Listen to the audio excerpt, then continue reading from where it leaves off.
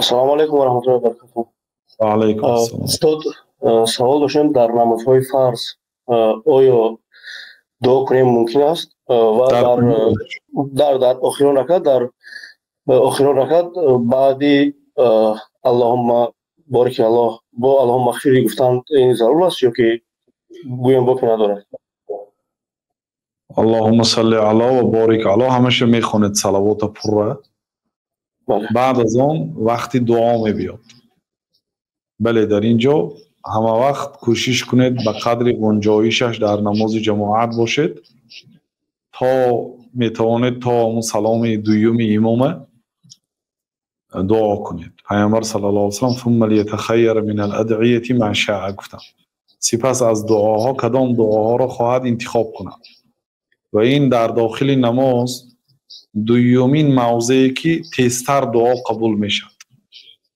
دبر کل صلات، آخری هر نماز، در آخری هر نماز دعا قبول است. و دعای اللهم انی اعوذ بک من عذاب جهنم و من عذاب القبر و من فتنة المحیا و الممات و من شر فتنة المسیح الدجال این واجب است، گفتنش حتمی هست در آخری نماز.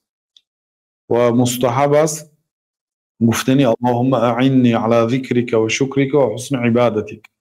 پیامبر صلی الله علیه و سلم گفتند که به معاذ ای معاذ والله من تو را دوست می‌دارم، این دعا را در آخری نماز ترک نکن. و بعضی علما میگن که بهترین دعا در دنیا اللهم اعنی علی ذکرک و شکرک و حسن عبادتک، بهترین دعا هست.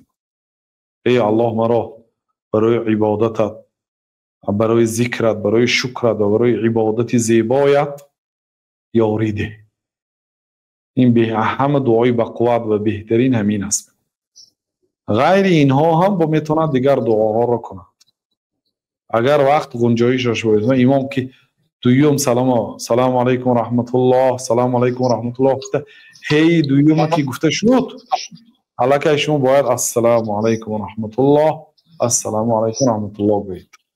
یعنی تا همین وقت دعا کردن به حق دارید. اگر تنها گذار باشید بله میتونید چقدر خواهید دراز کنید. بارک الله فیکم.